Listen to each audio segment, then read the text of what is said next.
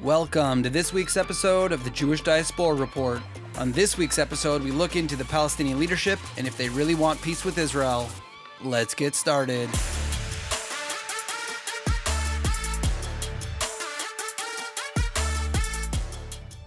Since the re-establishment of the modern state of Israel, starting at the very moment of its independence, the state has wanted nothing more than peace and security with its neighbors and has tried to do everything to make that a reality. According to the Israeli Declaration of Independence, signed on May 15, 1948, the Israeli state officially declared, "We appeal, in the very midst of the onslaught launched against us now for months, to the Arab inhabitants of the State of Israel, to preserve peace and participate in the upbuilding of the state on the basis of full and equal citizenship and due representation in all its provisional and permanent institutions. We extend our hand to all of our neighbor states and all of their peoples in an offer of peace and good neighborliness, and we appeal to them to establish bonds of cooperation and mutual help with the sovereign Jewish people settled in its own land. The State of Israel is prepared to do and share in a common effort for the advancement of the entire Middle East." This appeal by the newly formed Israeli government for peace with its neighbors has never really stopped. Even in spite of the far too many attempts to destroy the state by hostile neighboring countries, Israel has repeatedly followed these attacks with extending a hand for peace. Whether it is with a whole country or the Arab inhabitants within its own borders, Israel has attempted to make peace with those who swore never to recognize its existence, often to mixed results. For the purpose of this podcast, we're going to focus on the peace process with the people who now identify as the Palestinian Arabs and their government. However, even though we are not going to speak about all the peace agreements, we want to note the positive results over the years made by the Israeli attempts for peace, which has caused the quiet and cooperative relationship between Israel, Egypt, and Jordan. Most recently, the Israeli government has added normalization of relationships with various Arab neighbors and states under the Abraham Accords. So why is it that Israel can make peace with one-time enemies over and over again, but not the Palestinian people and their leadership? In order to better understand this, we need to see the history of the peace process and how we got where we are today. The first attempt at peace began formally in the early 1970s following the Yom Kippur War between Israel and a number of its Arab neighbors. This was one of the last major formal conflicts between the Arab countries and Israel, with the hopes of removing Israel off the face of the earth. This was the continuation of their goal that started in 1948, the day the modern state of Israel was declared and the War of Independence began. In the 1970s, the United Nations Security Council met to discuss Resolution 338, which declared, "The Security Council calls upon all parties to present fighting to cease all firing and terminate all military activity immediately, no later than 12 hours after the moment of adoption of this decision. Calls upon all parties concerned to start immediately after the ceasefire the implementation of Security Council Resolution 242 in all of its parts. Immediately and concurrently with the ceasefire negotiations start between all parties concerned under the appropriate auspices aimed at establishing a just and durable peace in the Middle East." Following the call from the UN, Egypt and Israel accepted this resolution, but Syria, Iraq, and Jordan rejected the resolution outright. This failed resolution led to what is now referred to as the Geneva Conference of 1973. The questions surrounding the Palestinian Arabs who had not accepted Israeli citizenship and were formerly living under Arab nations were discussed. I'd like to point out at this time they did not represent themselves because there was no official leadership of the Palestinian people. Until the 1960s, the Palestinians in what we now know as the West Bank were considered Jordanians, and those in Gaza were Egyptians. Prior to this call for Palestinian Arab recognition, the Arab nations themselves, who are now strongly trying to claim Palestinian Arabs as a unique identity and needing of rights and representation, were in full control of those same people without offering them exactly what they are demanding from the world and the Israelis to give them. The Egyptians, Americans, Jordanians, and the Soviets hoped that through this conference, some sort of international agreement on the Palestinian problem could be reached, especially on which specific group would represent the Palestinians in international affairs. Egypt was in favor of the Palestinian Liberation Organization, or PLO, to represent the Palestinians and to join Egypt, Israel, and the United States and other established nations at the conference. Syrian officials even insisted that if the PLO was not represented at the conference, that Syria would not attend. However, Israel and the United States opposed the formal recognition of the PLO at the Geneva Conference because the PLO charter did not recognize Israel's right to exist. Due to this conflict, no representatives from Syria were present at the conference either. Unfortunately, nothing had really been gained from the attempts by the world to find a solution to the Palestinian issues and peace for the Israelis. However, this was not the last attempt. Towards the end of the 1970s, the American President Jimmy Carter invited Egypt's President Anwar Sadat and Israeli Prime Minister Menachem Begin to the presidential retreat of Camp David for what was later known as the Camp David Accords. Carter's meeting gave a basic plan for the reinvigoration of the peace process based on the earlier Geneva Peace Conference framework: Arab recognition of Israel's right to exist in peace, Israel's withdrawal from the occupied territories that were gained during the Six-Day War through negotiating efforts with Arab nations to ensure that Israel's security will not be threatened, and securing an undivided Jerusalem. The framework consisted of 3 parts. The first part of the framework was to establish the autonomous, self-governing authority of the West Bank and the Gaza Strip, and to fully implement Resolution 242 from 10 years earlier. The accord proposed by the American president recognizing the, quote, legitimate rights of the Palestinian people, a process that would be implemented guaranteeing full autonomy of the people within a period of 5 years. The withdrawal of Israeli troops from the West Bank and Gaza was agreed to occur after an election of the self-governing authority to replace Israel's military government. However, the UN General Assembly rejected the framework for peace offered by the Americans because the agreement was concluded without participation of the UN and the PLO. The UN noted that this agreement did not comply with the Palestinian right of return, self-determination, and the national independence and sovereignty. In December 1978, the UN declared in Resolution 33/28 that agreements were only valid if they were within the framework of the United Nations and its charter and resolution. The UN rejected more specific parts of the Camp David Accords and similar agreements. The part of the Camp David Accords regarding the Palestinian future and all similar ones were declared invalid by the United Nations. The irony here is that the United Nations, either out of some type of hurt feelings or hatred towards Israel, or even thinking they were somehow helping the Palestinians by rejecting a first step towards peace, rejected the chance of the Palestinian Arabs gaining a number of key things that they had wanted. Was this sabotage to keep the issue of the Palestinians and Israelis going, maybe to be used as some type of weapon against the Israelis, something that is still continuing today in the UN? The major attempt by the Israelis to move the peace process forward was in the 1990s under the Madrid Conference. Hosted by the Spanish, the United States, and the Soviet Union, this was another attempt by the international community to revive the Israeli-Palestinian peace process through negotiations. Involving Israel and the Palestinians as well as Arab countries, including Jordan, Lebanon, and Syria, was very important.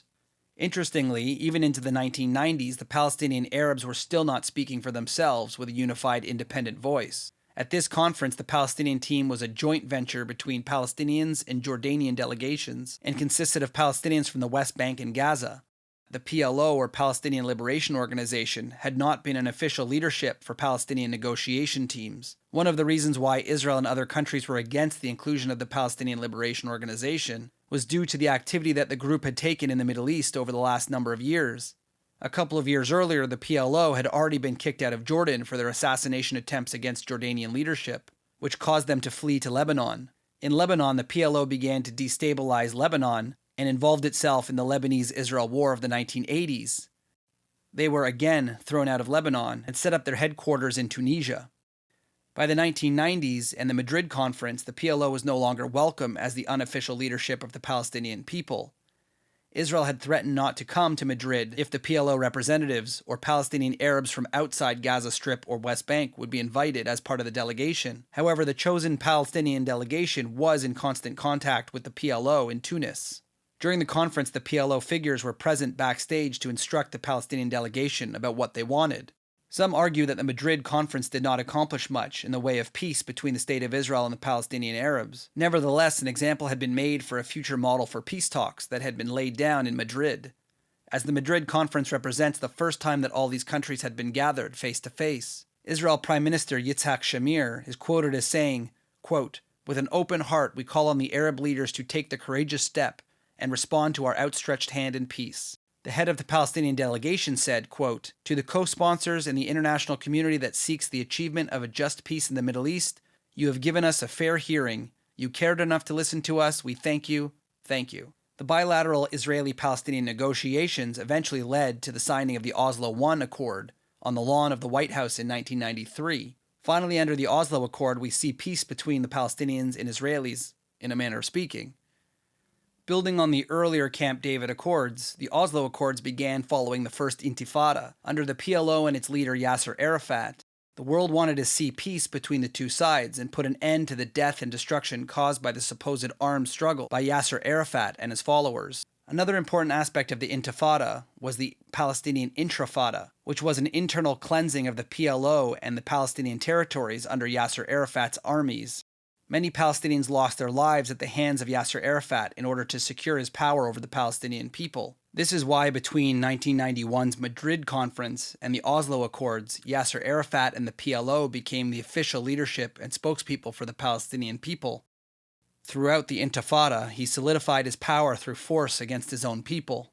Under the Oslo Accord, we saw Yasser Arafat and the PLO not only get legitimacy as the leadership for the Palestinian people, but they were also given the role to be the Palestinian Authority, an official government body that would soon run elections and create a Palestinian security force. Meanwhile, Israel transferred all responsibility for what is known as Area A, and civil and joint security control over Area B to the Palestinian Authority. For more information on this current situation, check out our earlier podcast called The Israeli Apartheid Fraud. The Oslo Accords also brought the security coordination between the Israelis and the Palestinian Authority. Military intelligence coordination officially began in 1996. Following the Oslo Accords, another attempt at peace was tried years later by the United States under President Bill Clinton, also at Camp David. Unfortunately, unlike previous attempts that built on previous small successes, the final Camp David Accord was a complete and utter failure. The failure to come to an agreement was widely attributed to Yasser Arafat because he walked away from the table without making a concrete counteroffer, and also due to the fact that Arafat did little to quell the series of Palestinian riots that began shortly after the summit. Some suggestions have been made that Arafat had always intended to use the failure of these talks, caused at his own hand, as a pretext to the following violence and Second Intifada against Israeli civilians. Israeli Prime Minister Ehud Barak portrays Arafat's behavior at Camp David as, quote, performance geared to exact as many Israeli concessions as possible, without ever seriously intending to reach a peace settlement or sign an end to the conflict.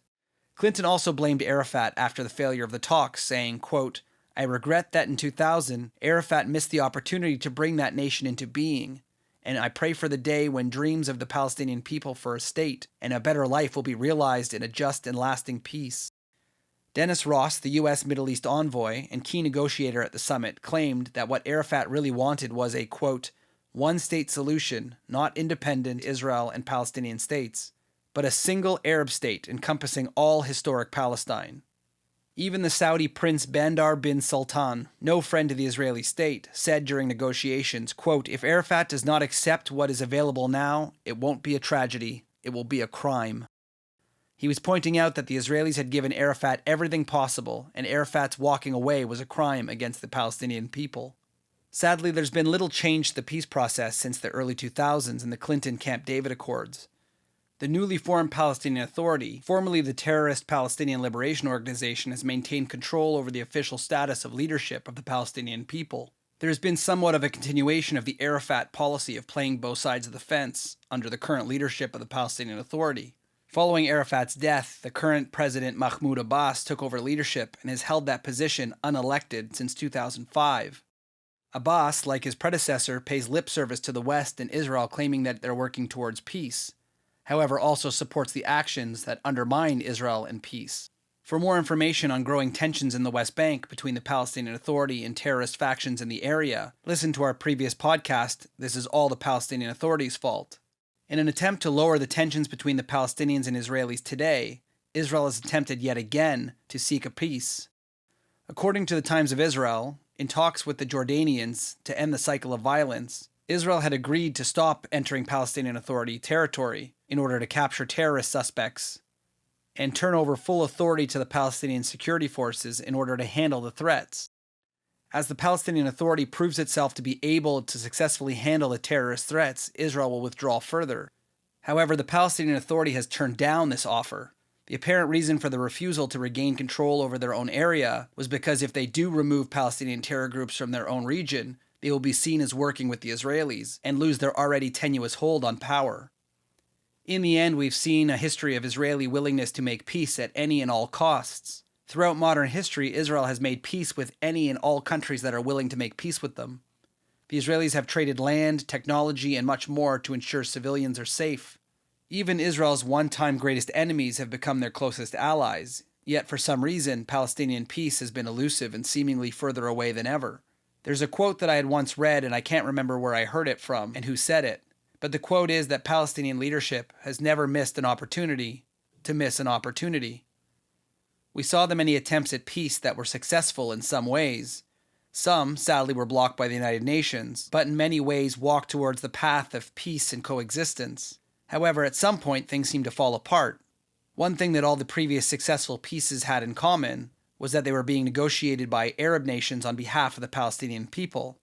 The PLO ensured to make peace when, as part of that peace agreement, it assured them perpetual power in the region and a seat at the negotiating table, but now has completely stalled on peace attempts because any form of peace working towards safety and coexistence is now seen as going against the Palestinian people and could risk their own power.